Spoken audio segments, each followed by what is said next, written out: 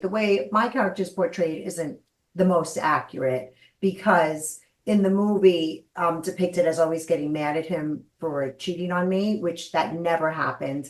I was always mad at him for his drug addiction. And narcissism is a very popular topic these days.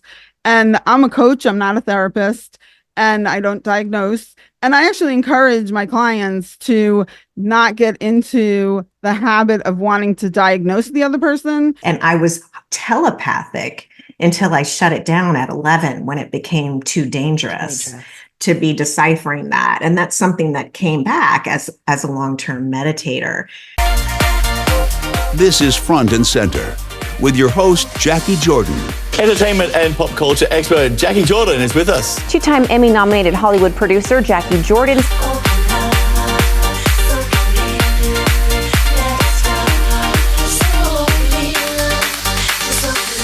We are the show where we talk with the change agents, the storytellers, and the activators, making impact from behind the scenes. Welcome to Front and Center. We are the show where the change agents, the storytellers, and the activators from behind the scenes take their seat with us, joining us now, Front and Center. I'm so excited about this episode and this entire show. It's called Love Sick. We talk about everything from narcissistic relationships to toxic families to finding true love with three incredibly fabulous women with all sorts of expertise.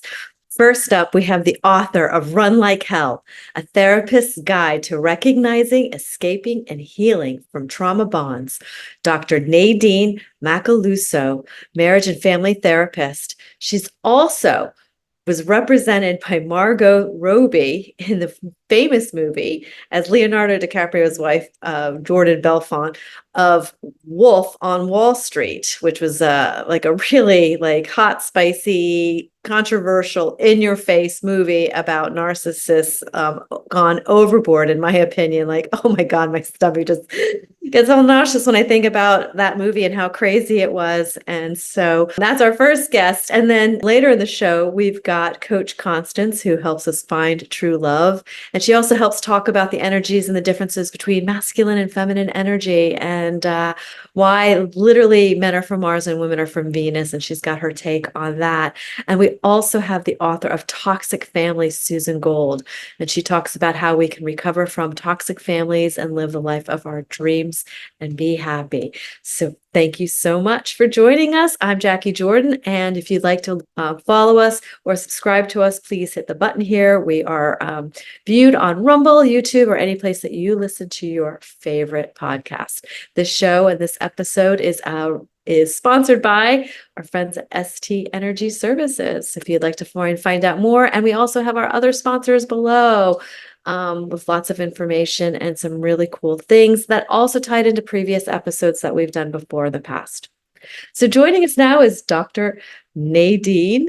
Thank you so much for joining us, Dr. Nadine. First off, I have to ask the question. I know you've done so many podcasts before and you've talked about it, but what was it like seeing yourself portrayed by Margot Robbie on screen, larger than life, and then also know that those are elements of like your real story?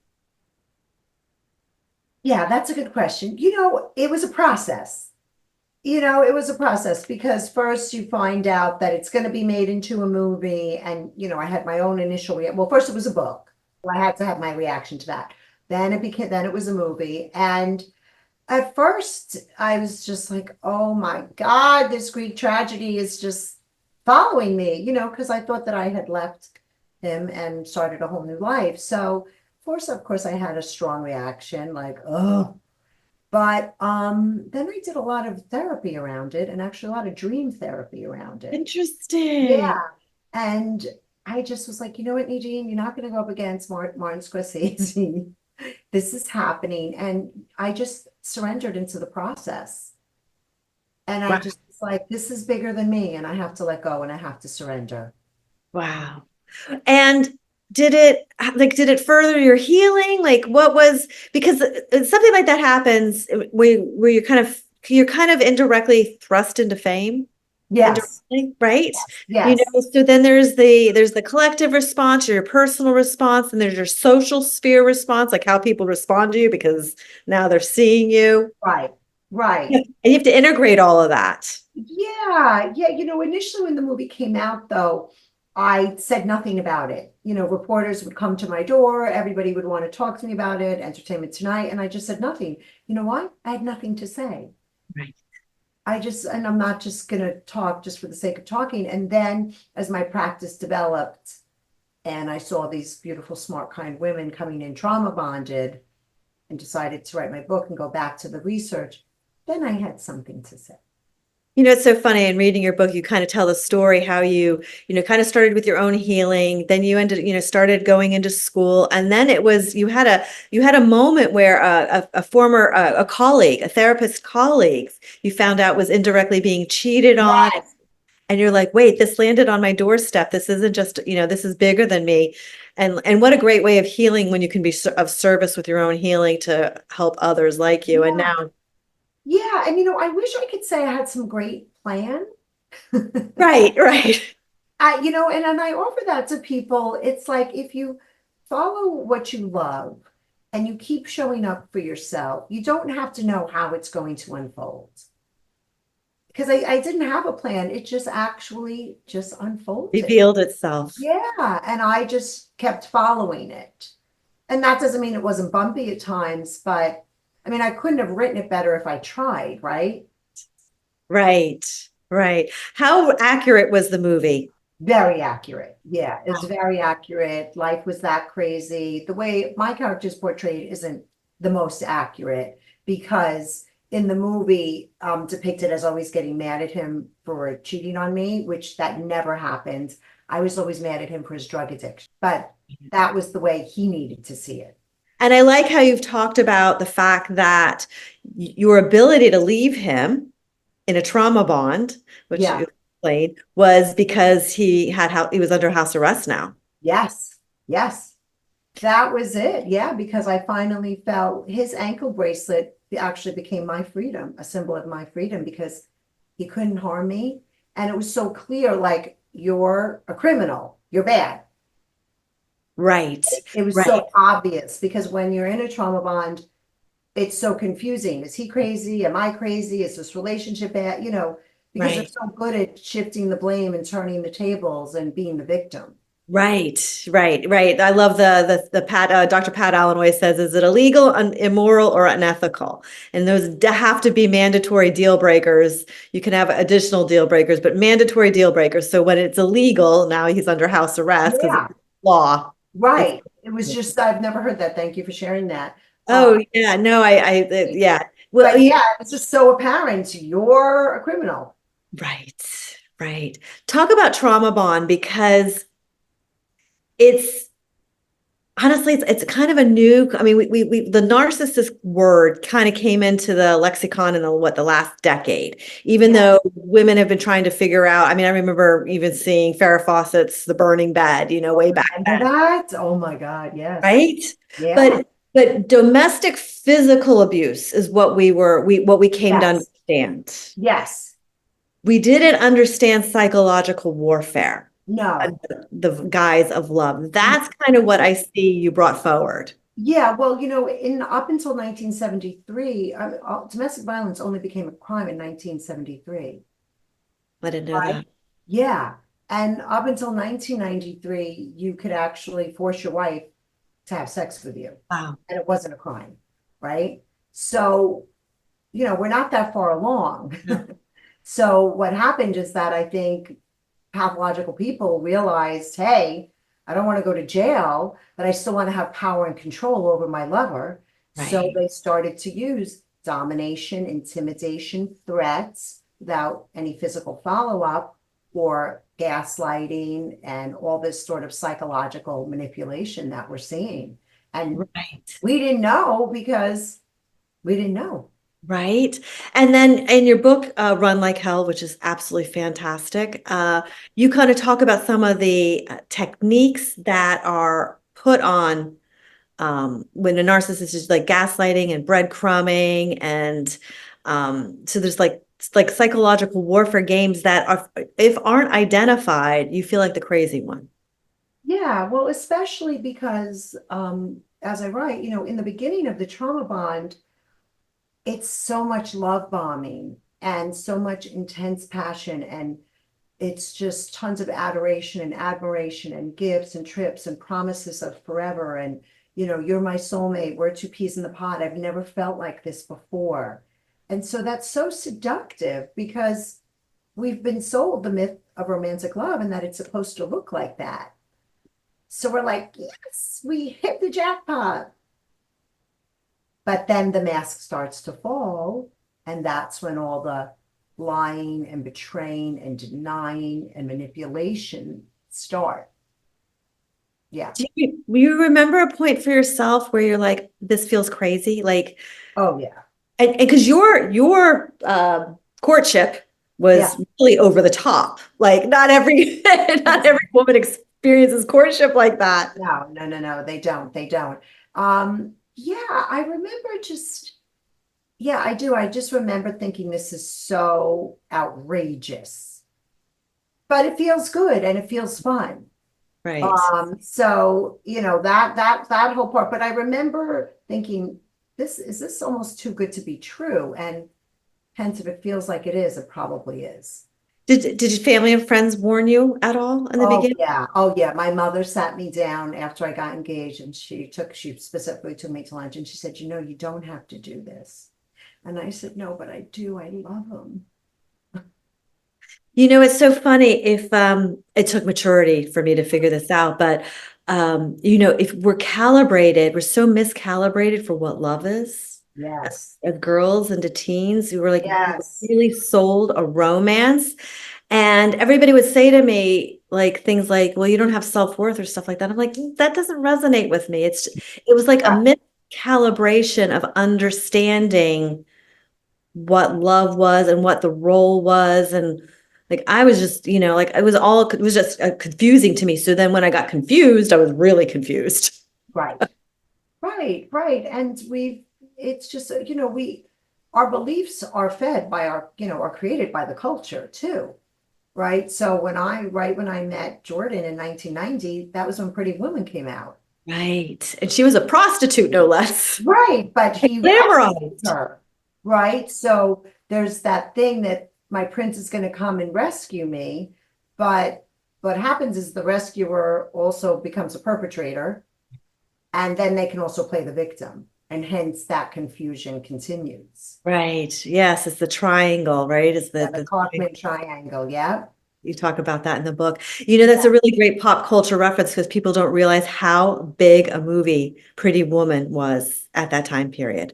I mean, it broke all box office records. It was life-changing. As a 21-year-old girl, I was like, oh, I hope that happens. Right.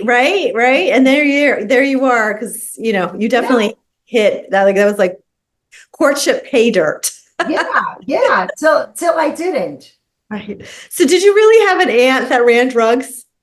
So I had, yes. She didn't run drugs. She ran the money. She was she was a British citizen, and her and Jordan conspired to do that whole thing in Switzerland. Unbelievable. She was something. Unbelievable. God bless her. Oh my goodness. Like that's crazy. That's like a whole element of your life story. So from a pop culture perspective, who are some of the movie masculine icons that you would consider narcissists? So James Bond. That's a big one. Right. That's a big one. And I mean, because he's seducing women all day long, manipulating everyone, lying. I mean, supposedly he's doing it for the betterment. For the good of everybody, but you really don't know who he is. Like, I think that's a big component of narcissists. You really can't, in authenticity, you really get inside somebody and you understand who they are. And a narcissist, it's kind of like, wait, I think I got you. Right. You can't figure them out. And I mean, Tony Soprano, of course, was the most amazing character. And it's ironic because the man who wrote The Sopranos wrote The Wolf of Wall Street. I put that together. Yeah, Terrence Winter. So it kind of makes sense Yeah. He would be good at this sort of character. Oh, really good. And then you said your ex really identified with James Bond. Oh, he loved James Bond. He got a car. He bought an Aston Martin and made it into a James Bond car with like oil spills and license plates moving and nails dropping. The car never worked because there was electrical outages or something with it. But yeah, and I find that with a lot of my patients that their pathological partners are obsessed with him. Wow. So Tony Soprano, that's a really good one. James Yeah. Bond is a really good one. And then, and we don't talk often about the narcissistic woman, not Yeah. culturally. No, we don't, because there aren't as many. They're out there. The Devil Wears Prada, of course. One. I mean, and they're saying, I guess that's, the one. Anna Wintour. Yeah. Wintour. Which, let's just say. I always say, is she a vampire? She's always wearing her sunglasses in the broad daylight. Always wearing her sunglasses. And then an oldie but goodie that goes back to my era was Fatal Attraction. That Yeah.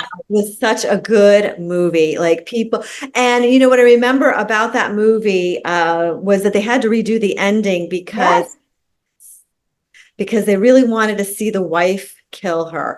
And I recently watched that movie again, and it stands the test of time actually as a really good psychodrama thriller. Yeah. The fact that they didn't have cell phones, which was really funny to watch the movie. Everything else about it still stands. Yeah. But I was trying to reimagine, would you want a different ending at this point?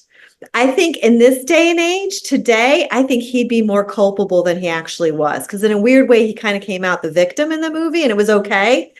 I don't know. True. Right. I don't know today. What are your thoughts on that? Yeah, I think that we would be much angrier with him. Right. Yeah. Less sympathetic towards him for sure. She was just so over the top and crazy that you couldn't help but feel sorry for him. Yes. Yeah, he did get himself into that one, didn't he? Yes. And Nadine, to me, it defined Glenn Close in a way that she could never really get out of, the same way the movie, a Joan Crawford movie, Mommy Dearest. Yeah, she's another one. She's another, female. Yeah, narcissist. Yeah. And both of those actresses really didn't recover for years for the portrayal. Like their portrayal so good and so raw and so real. Yeah. And so, and that sort of personality, it does, indicate and depict how strong it is and how pathological it is that it like stays in our psyche. Yes. It it was, Mommy Dearest, I feel like it scarred us all through the 80s, right? Like everybody knew Mommy Dearest and the wire hanger. More wire hangers. Yeah. I mean, it was frightening, right? And that's the thing. These people are really frightening and scary. And they do instill fear to have power and control over us. And it works. And for you, where did you feel the most fear in the relationship? Was it with the children? I felt it, with my kids, with myself, just in general. Like an underlying terror that just kind of. Always walking on eggshells, and that's the thing with the trauma bond, people talk about a cycle of abuse. If it was a cycle, you would be able to expect it. I never knew what could make him mad. And that was this worst part, right? Because you're just like a benign thing that you did. I did a video about this where after I took a golf lesson, I stopped to get him sandwiches and he screamed at me like, "You're having sex with the golf pro." And I'm like, what? I'm a newly married young woman who's madly in love, but that never knowing when the rage comes really kept me wanting to please him. Yeah, and that's always the projection, right? Of a narcissist, they'll project onto you what they do to you. Like they literally give you their playbook. I wish I knew that back then. Oh, I wish that young girl knew that. What separates the addict from the narcissist? Because to me, the narcissist is the addict, but like 100 times worse. Yeah, well, the thing is that, alcohol or drugs can certainly exacerbate someone's temperament and make them more of what they are.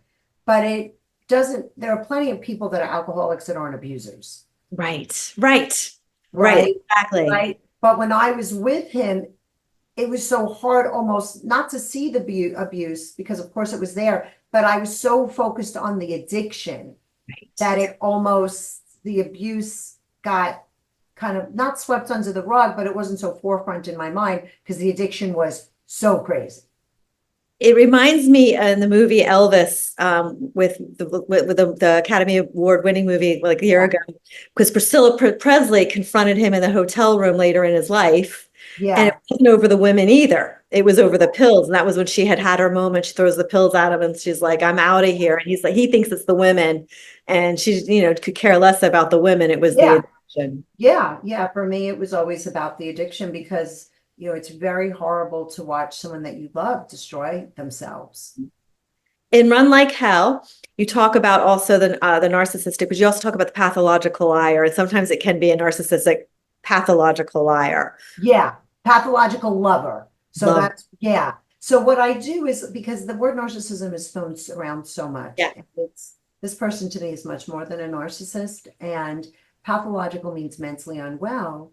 And so I believe that anybody that will lie, cheat, steal, betray the people that they love to get their needs met for money, power, pleasure, and status is mentally unwell. So that's why I use the term pathological lover, because narcissism is the lightest one. Right. Right. You're absolutely right. Yeah. Yes. Yeah, they have psychopathy, they have sadism, they can have Machiavellianism, they can have an addiction, can have process disorders like gambling and sex, impulsivity. This is a complex person. I wish they were just a narcissist. Right. Right. And don't you feel on a collective level, and you don't have to get political at all, but there's like that collective energy Yes, of narcissism and sure. breadcrumbing and not really trusting what reality is. Yeah. Because it's Yeah. this. Well, I think, too, what also fueled my book was, this was when Harvey Weinstein, Jeffrey Epstein, the Boy Scouts, the priests, this was all of this abuse of power was really in the zeitgeist, right? So it was in my room, in the home, and then also in the collective. And I had experienced it. And I was like, okay, this is nuts. So what is some of the tips or advice that you give your ladies that come to you? I know there's tons of There's so many, but let's start with like the basics. So usually they come to me because they've already left and they need to heal, or they want to leave. And so, it's hard for them to come to terms with that. What they thought was real was not. right. And They're that's breaking an illusion. Oh, it's so painful. So, first of all, we have to sit in the emotions and not judge them and really work on not shaming them because they feel so much shame and embarrassment. So really soothing that shame. And then if they are going to leave, as I write, don't ever let them see you coming. Which reminds me of the Tom Cruise and Katie Holmes when she left. Is that what happens? I don't know. Yeah. Yeah. Well, so, when Tom Cruise left Katie Holmes, when yours don't let them see you coming. Yeah.